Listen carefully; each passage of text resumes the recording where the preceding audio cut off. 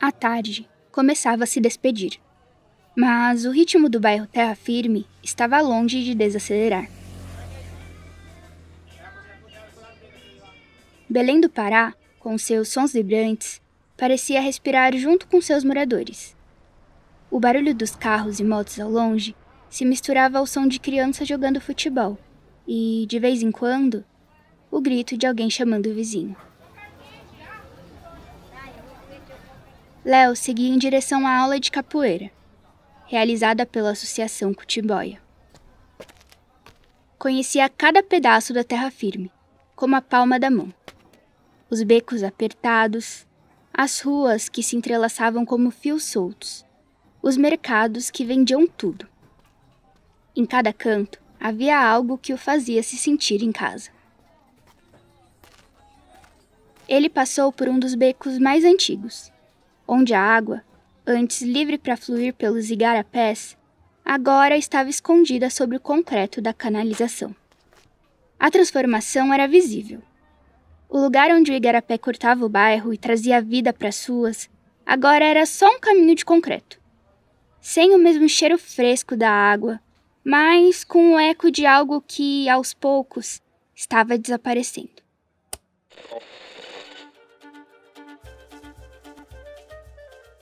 O som de um rádio ligado vazava de uma das janelas, tocando um carimbó que balançava a leve brisa que passava. O caminho até o lugar onde ele daria a aula não era longo, mas sempre parecia ser mais do que apenas uma caminhada.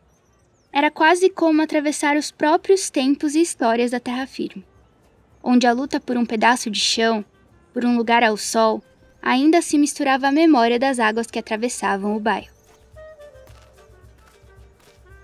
Ele avistou a Perimetral, a avenida que separa a terra firme dos bairros mais estruturados. O contraste entre as duas realidades era evidente. De um lado, a calmaria das ruas, com o som dos passos de quem anda no seu próprio ritmo. Do outro, a modernidade apressada. Ao se aproximar do ponto de encontro, os sons da capoeira já se faziam ouvir, ainda que distantes, como uma promessa. Ao virar a esquina, a pequena praça onde se reuniam crianças e adultos que participavam das aulas de capoeira se abriu diante dele. As risadas das crianças se misturavam com o som do berimbau e do atabaque, e os pés que tocavam o chão com ritmo faziam um eco nas paredes simples das casas ao redor. Ali, Léo sabia que a associação estava criando algo mais. Não apenas os movimentos da capoeira, mas uma forma de resistência, de conexão com a raiz, com a história, com a cultura. Cada rosto que encontrava trazia uma história própria da terra firme. Alguns eram seus alunos mais antigos, outros iniciantes, todos com uma chama nos olhos, como se a capoeira fosse mais do que apenas uma arte marcial. Era um modo de reivindicar um espaço próprio, de tornar visível o invisível, de mostrar ao mundo o que acontecia naquelas ruas apertadas e cheias de vida. Naquele momento, ele sabia que sua jornada como parte da Associação Cutimboia transcendia a simples prática da capoeira. Ao dar o primeiro passo na roda, Léo sentiu o bairro respirar de novo, como se fosse um só, em sintonia com a música, com o movimento, com a luta cotidiana.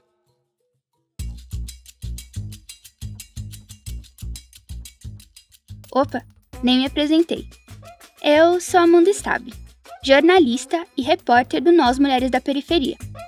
E esse é mais um episódio do PSIR, podcast sobre periferias, solução, inovação e reconstrução. Uma iniciativa da Stanford Social Innovation Review Brasil, a CIR Brasil, e da iniciativa PIPA, com o apoio do Instituto Beja. E eu não tô sozinha para narrar esse episódio. Oi, eu sou Samir Guimaré. Sou moradora da Ilha de Caratateu, em Belém do Pará. Tenho 33 anos, sou mãe da Violeta, pedagoga, arte-educadora, performer, poeta, escritora, dançarina popular, apresentadora, realizadora audiovisual, diretora de arte e pesquisadora. Também sou cria do movimento cultural, né? A minha base vem toda do carimbó, que é patrimônio imaterial e cultural brasileiro. Cria da escola pública. Minha formação básica vem do Liceu Escola de Artes e Ofícios Mestre Raimundo Cardoso, na Vila de Coraci, bairro do Paracuri, onde desde os 9 anos de idade eu tenho contato com as culturas populares, com o carimbó, grupos juninos e o carnaval. E é desse lugar que eu venho e que vai comigo para onde eu for, onde eu chegar. Essa série especial fala sobre os desafios que coletivos periféricos no Brasil enfrentam para acessar recursos financeiros. É o que mostra a pesquisa Periferias e Filantropia, que mapeou mais de 1.000 iniciativas pelo Brasil e revelou as principais barreiras nesse processo. E, Samile, você fez parte desse levantamento realizado pela iniciativa PIP em parceria com o Instituto UNU, né? Sim, exatamente. Eu fui uma das pesquisadoras do norte do Brasil, região que a gente vai abordar nesse episódio. Conta pra gente, como foi a experiência de mapear esses coletivos? Meu dia a dia, enquanto coletava dados, foi bem dinâmico, especialmente aqui em Belém, no norte do país. A gente tem uma região insular muito grande, atravessada por água e muitas comunidades ribeirinhas e tradicionais. Temos povos de matriz africana, quilombolas, que atuam bem à margem. As especificidades do nosso território exigiram muita dedicação, principalmente com a dificuldade de acesso à internet e às tecnologias digitais. Foi um trabalho de estar presente, sentar ao lado de quem realiza, estabelecer essa confiança e garantir que as informações realmente refletissem a realidade dessas comunidades. Uau, Samile! Realmente deve ter sido uma experiência e tanto. Pesquisar esses territórios exige estar totalmente imersa. O trabalho do Léo Oliveira na Associação Cutimboia, que apareceu no começo do episódio, está muito alinhado com o que você mencionou sobre as especificidades do território e a importância de estar imerso nas comunidades para realizar um trabalho efetivo. A associação tem se dedicado a preservar a cultura e a fortalecer as comunidades periféricas e quilombolas em Belém, no Pará. Apesar dos desafios financeiros e burocráticos, assim como a pesquisa que você fez, o trabalho deles depende dessa presença constante, do apoio direto às comunidades e da construção de uma rede de colaboração para contornar as dificuldades do acesso a recursos e a visibilidade para o trabalho da cultura popular. Se liga nessa experiência que o Léo compartilhou, que mostra um pouco do que as periferias de Belém enfrentam para fazer a transformação acontecer. É um exemplo de como, mesmo diante de tantos obstáculos, a cultura e a união das comunidades ainda são forças poderosas de resistência e mudança.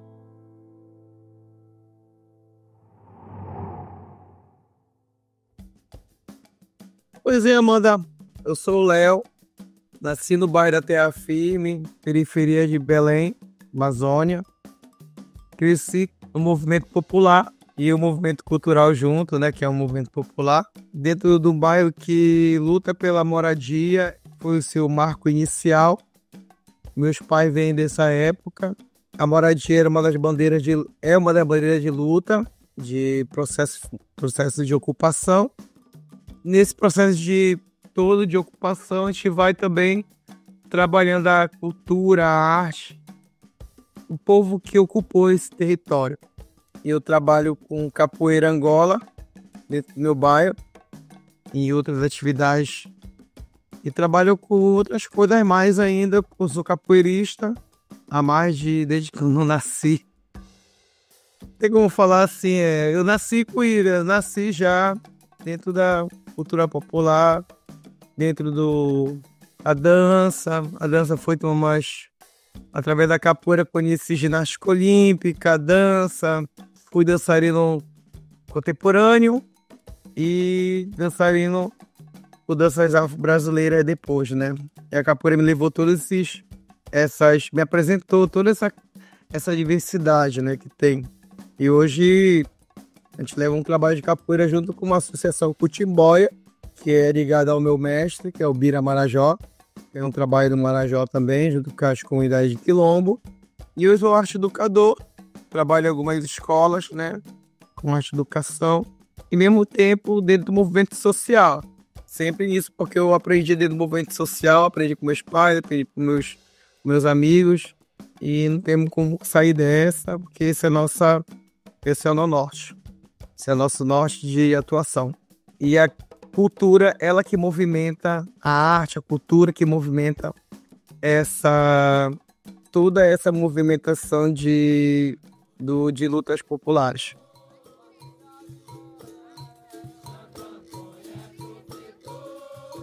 A Associação Cutimboia foi fundada em 2006 e se dedica a preservar e fortalecer a cultura popular por meio da capoeira Angola, um estilo que combina dança, luta, música, mímica, espiritualidade e ancestralidade. A organização tem se tornado um ponto de resistência cultural, conectando comunidades tradicionais, quilombolas e ribeirinhas. É um espaço de transformação social, onde a capoeira se junta a outras expressões culturais para promover a educação e fortalecer a identidade da periferia de Belém. A Associação Cutimboia, ela está desde 2006 constituída.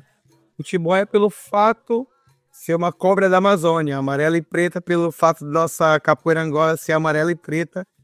E o nosso mestre fez o nome com a questão da cobra da Amazônia, né? Que vem Cutimboia, jiboia. Então a gente tem a Cutimboia, que ela é amarela e preta. Tem a ver com a nossa ancestralidade, nosso mestre, que é mestre Parchinha. O bairro Terra Firme, onde Léo cresceu, tem uma história de resistência e formação popular.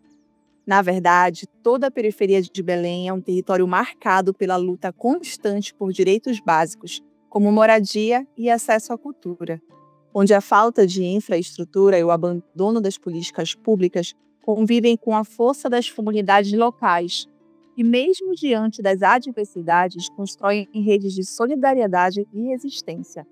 Essas áreas, compostas principalmente por migrantes e comunidades ribeirinhas, refletem uma identidade única, que, embora compartilhe semelhanças com outras periferias do Brasil, é profundamente influenciada pela geografia local e pelas práticas culturais da Amazônia, como a capoeira e o carimbó, que são ferramentas de resistência e afirmação de suas tradições.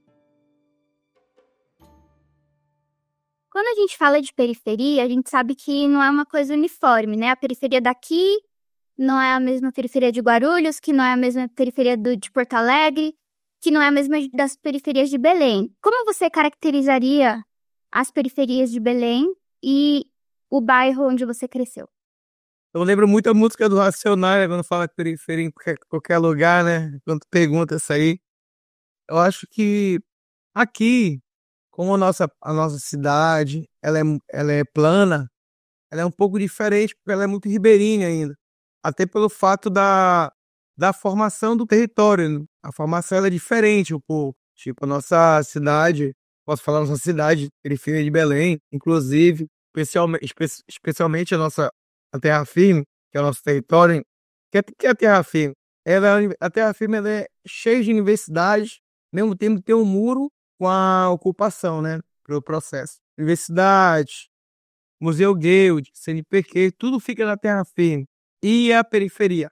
E que divide isso é uma avenida chamada Perimetral, que divide esses espaços, esse muro é a perimetral que divide a comunidade, essas instituições públicas federais. Então, a formação da Terra Firme, ela é ocupada pelos ribeirinhos, ela é ocupada pela ocupação do dentro que mora na cidade, que mora dentro de outros dos estados, principalmente o povo maranhense. Tem muito maranhense em Belém. Meu pai é maranhense, minha mãe é paraense. Então, minha mãe é mais em questão indígena mesmo, vem do litoral paraense, que é Curuçá, mais em questão tupinambá mesmo. E meu pai vem do Maranhão. E a maioria dessa formação desse povo é desses povos que vêm de fora. E ribeirinhas que pelo Rio Guamá. E a periferia, ela se dá assim como Belém toda, a maioria é ocupação. Ela é uma cidade que foi aterrada, vários igarapés, Fizeram tanto canal em Belém, virou canal. Então, tudo era igarapé antigamente. Agora, eles fazem umas obras que é complicado pra gente, que mora na periferia, e as obras que fazem no centro é totalmente diferente, é mais COP30, e pra gente tem essa questão do racismo ambiental, entendeu? E hoje em dia a gente faz isso aí com outros movimentos também, discute essa questão da identidade, discute a questão da periferia. A política cultural da periferia é discutida também. Então, essa formação na questão de diferenciar a periferia da Amazônia para outras periferias do Brasil mexe com a questão da formação daquele território, entendeu? Isso eu posso te fazer porque eu já rodei por alguns Sudeste, rodei pelo Nordeste e eu vejo muito isso. Como o Léo pontuou, Belém será a sede da COP30, evento da ONU que acontecerá em novembro de 2025. A COP, que significa Conferência das Partes, é um encontro internacional focado nas mudanças climáticas, e essa será a primeira vez que a Amazônia será palco do evento. A expectativa é que a COP traga grandes investimentos e visibilidade para a cidade. No entanto, é fundamental refletirmos sobre o impacto real desses investimentos, especialmente nas comunidades periféricas. Como Léo também destacou, a periferia de Belém sofre com um racismo ambiental persistente, caracterizado pela falta de infraestrutura e pelas desigualdades. A grande questão é: onde esses recursos da COP30 estão sendo ou serão aplicados? Enquanto a cidade pode receber investimentos consideráveis, precisamos garantir que eles cheguem até as comunidades que mais necessitam. Belém do Pará se transformou em um grande canteiro de obras. Parque da cidade, macrodenagem e urbanização de canais, construção de vias estruturais. Tudo para preparar a cidade para a COP30, a Conferência das Nações Unidas sobre as Mudanças Climáticas que acontece em novembro. A contradição aqui é evidente. A COP30 deve debater a relação entre as mudanças climáticas e o combate às desigualdades e o racismo ambiental. Mas o risco é de que os recursos não sejam direcionados para resolver esses problemas na própria cidade-sede. Em vez disso, esses investimentos podem acabar sendo usados para iniciativas que não priorizam a real transformação das condições de vida das comunidades periféricas. É fundamental que as políticas de sustentabilidade e os investimentos gerados pela COP30 não reforcem as desigualdades, mas contribuam para um desenvolvimento que beneficie especialmente aqueles que vivem na margem da sociedade. E é nesse contexto que a Associação Cutimboia desenvolve seus projetos, que vão além da prática da capoeira Angola, conectando a comunidade com iniciativas de educação, meio ambiente e fortalecimento da identidade cultural. Esse trabalho acaba sendo uma forma de resistência dentro da periferia, enfrentando desafios que vão desde a falta de acesso a políticas públicas até a valorização da cultura popular como elemento essencial da construção social. Então a Cutimboia, ela nasce por várias pessoas que vêm do teatro, sempre com a capoeira, né? Assim, do teatro, da arte visual, né? Da dança, arquitetura, de comunidade de quilombo também. Além de estar na periferia, mas tem a Gija. A Gija trabalha com a capoeira dentro de quilombo Itancuã-Mirim, que fica no município do Acará. Então a Gija, ela está dentro da Universidade Pública Federal, como Cutimboia também. E aí, a gente tem essa relação de trabalhar a capoeira. Então, através da capoeira, a gente faz um monte de coisa. Eu faço pesquisa de dança. Através da capoeira, eu faço teatro. Essa costura, assim, com os terreiros, carimbó. No meu bairro, no meu grupo, tem pessoal do carimbó, muita gente do carimbó, entendeu? E outros mestres também de capoeira. E outros grupos também, a gente consegue movimentar, fazer reunião. Principalmente quando é editais. Os editais de Belém, eles são muito excludentes. Muitas vezes, as iniciativas culturais ficam de fora dos editais e das políticas públicas, justamente por estarem em territórios que são invisibilizados, Também é difícil conseguir apoio para projetos que envolvem capoeira, arte popular ou qualquer expressão cultural que não esteja diretamente ligada às grandes mídias ou tendências. A gente sabe da importância da cultura como resistência, mas é muito complicado conseguir os recursos necessários para manter os projetos vivos. Isso acontece não só pela falta de incentivo, mas pela forma como as periferias são tratadas pela gestão pública. O apoio chega com muita burocracia, ou em muitos casos simplesmente não chega. A falta de acesso à informação e a dificuldade de compreensão dos editais também são barreiras gigantes para muitas iniciativas culturais nas periferias. Para democratizar os editais, é preciso também garantir que quem está nas comunidades consiga participar de maneira justa e com igualdade de condições. Os critérios dos editais já vem sendo debatido há muito tempo, né? Antigamente a gente falava assim, não tem edital para cultura, porque aí agora a gente está querendo democratizar esse incentivo, né? Você vê que ainda a questão do letramento, ele é um pouco ainda que tu pode ir para os projetos e de fazer projeto, como fazer um projeto. Mas o grande problema é que a gente tem um problema na questão do letramento. Ele é racial, sabe? No meu grupo tem 2 pessoas da língua portuguesa e eles falam isso. Cara, mas é o letramento. Não é como fazer um projeto. É tu escrever um texto. O nosso povo ainda precisa... não é que o nosso povo precisa. O governo tem que entender isso também, sabe? Qual tipo de ferramenta? Fizeram um mapa cultural aqui no Pará que só entra quem faz um texto melhores assim, entendeu? A gente perde. Não tem, é real isso. A invisibilidade aumenta. Tem gente que tem belos projetos. Eu vejo os projetos assim de teatro, de cultura popular, às vezes, que, meu Deus do céu, é um fenômeno, eu acho, sabe? Por exemplo, um cordão de bicho. Eu adoro cordão de bicho, não sei. Além da capoeira, assim, cordão de pássaro e cordão de bicho, é uma coisa nossa aqui. Que é um teatro, ele é um teatro popular. Então, tipo assim, agora o cordão de bicho, a escola de teatro e dança aqui de Belém, estão cooptando tudo do cordão de bicho, porque é muito bonito a cultura popular, entendeu? Então, dentro da capoeira, dentro do hip hop, dentro do carimbó, a gente vê pessoas que têm um potencial muito grande, mas assim, não conseguem. Eu não tô falando isso pra ficar aqui, negócio, esse menino sabe reclamar. Não, eu consigo escrever ainda algumas coisas.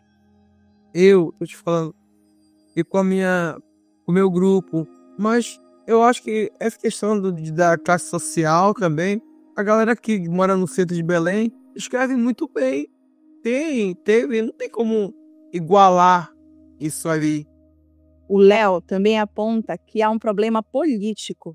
Muitos editais beneficiam grupos alinhados com a gestão municipal ou estadual, enquanto outras iniciativas ficam invisibilizadas.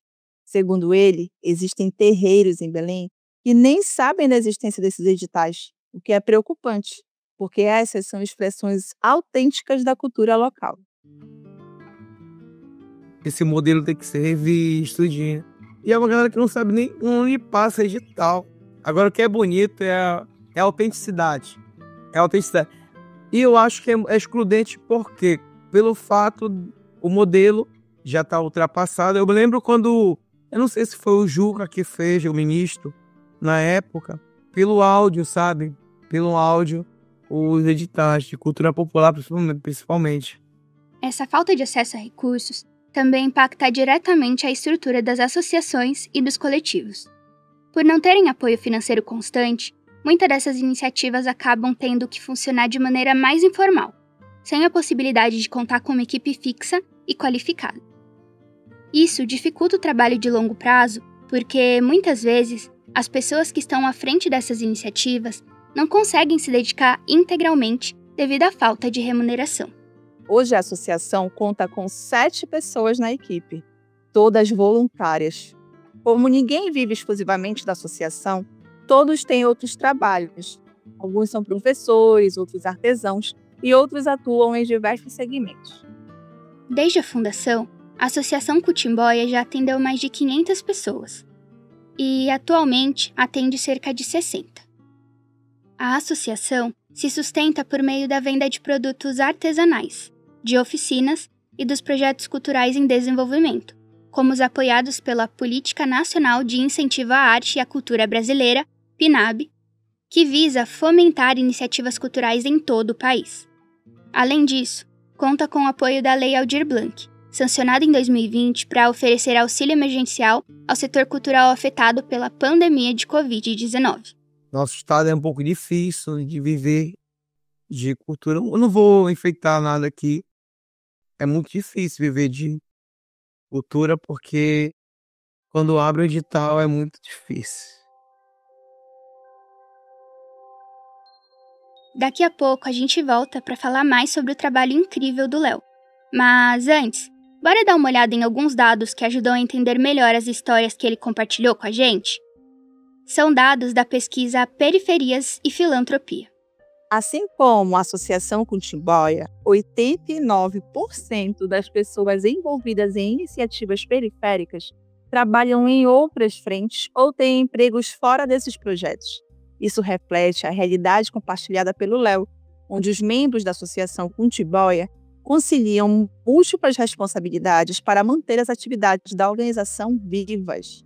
Além disso, 64% das iniciativas pesquisadas relataram atuar em territórios tradicionais, como comunidades quilombolas, ribeirinhas ou indígenas. A Associação Cutimboia é um exemplo disso, com projetos que conectam a capoeira Angola às raízes culturais e ambientais da região amazônica. Outro dado relevante é que 91% das iniciativas acreditam que seus projetos impactam positivamente a qualidade de vida das comunidades que atendem. No caso da Cutimboia, isso é evidente nas rodas de capoeira, que não apenas promovem cultura, mas também criam espaços de pertencimento e resistência. Quando falamos de formalização, 52% das iniciativas têm um CNPJ ativo, que funciona como um documento de identidade para as organizações.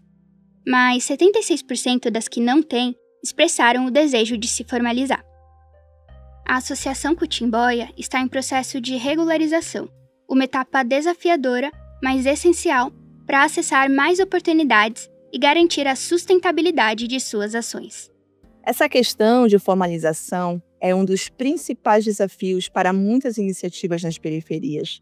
Envolvem custos com documentação, contabilidade e registro legal, algo que muitas vezes está fora do alcance de grupos com recursos limitados.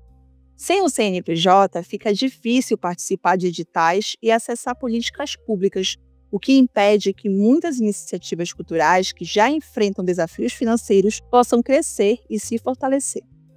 Além disso, a falta de formalização também impede que esses coletivos possam estabelecer parcerias mais estruturadas, o que acaba limitando suas possibilidades de expansão. Sem o CNPJ, é como se o trabalho desenvolvido por essas comunidades não tivesse a devida legitimidade perante as instituições que distribuem os recursos. Isso reforça a exclusão dessas iniciativas da circulação de recursos que são essenciais para sua sobrevivência e crescimento, criando um ciclo de marginalização.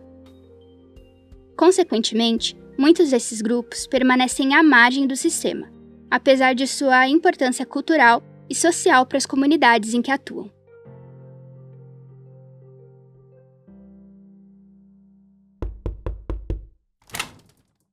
Olá, eu sou Carolina Martinez, diretora-geral da Stanford Social Innovation Review Brasil, publicação referência mundial em inovação social e que tem como objetivo promover, informar e inspirar o campo. Em parceria com a Iniciativa Pipa, idealizamos este podcast para ampliar o debate e dar voz a lideranças que estão realizando mudanças significativas, mesmo com pouco ou nenhum acesso a recursos. A história da Associação Cutimboia mostra que a periferia amazônica é um território de presença viva, de ancestralidade, cultura e resistência. No entanto, essas potências seguem sendo invisibilizadas por políticas públicas desenhadas sem escuta e por um sistema de financiamento que não reconhece os saberes e modos de fazer de quem está nas margens. O caso de Belém é emblemático. Às vésperas da COP30, que promete colocar a Amazônia no centro das discussões globais, as periferias da cidade ainda enfrentam racismo ambiental, exclusão territorial e falta de acesso a recursos básicos. O risco é que os investimentos cheguem, mas reforcem desigualdades, concentrando benefícios em áreas centrais, em vez de fortalecer os territórios que realmente sustentam a Amazônia viva. Coletivos como Cutimboia são parte da infraestrutura invisível que mantém esses territórios pulsando. São escolas, centros culturais, redes de apoio, tudo ao mesmo tempo e em meio a diversos desafios financeiros e burocráticos. Falta política pública que reconheça essa complexidade. Falta financiamento que confie. É urgente que as estruturas de apoio filantrópicas, estatais e privadas, se adaptem às realidades dos territórios, e não o contrário. A Amazônia urbana e periférica precisa ser escutada, financiada e respeitada, porque não há justiça climática sem justiça territorial, e não há futuro sustentável sem as pessoas que constroem possibilidades no agora, a partir da base. Agradeço novamente a Iniciativa Pipa pela parceria, ao Instituto Beja pelo apoio na realização desta temporada e ao nós, Mulheres da Periferia, pela produção. Se você chegou até aqui, além de ouvinte, seja um multiplicador dessas vozes e iniciativas. Vamos juntos?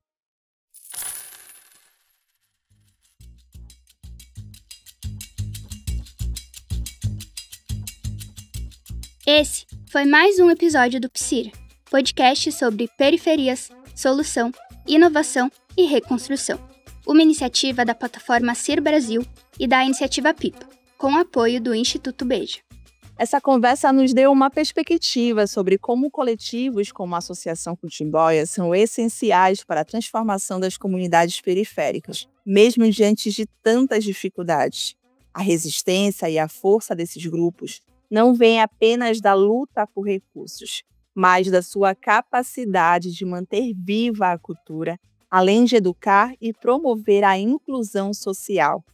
A verdade é que, apesar de todos os obstáculos, iniciativas como essa estão criando novas possibilidades de pertencimento e empoderamento, diretamente conectadas às necessidades de quem vive na periferia.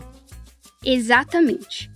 Muito obrigada a quem nos escutou até aqui e obrigada a você, Samile, por ter aceitado narrar esse episódio com a gente e compartilhar um pouquinho da sua experiência. Obrigada pela oportunidade. Foi um prazer fazer parte desse episódio.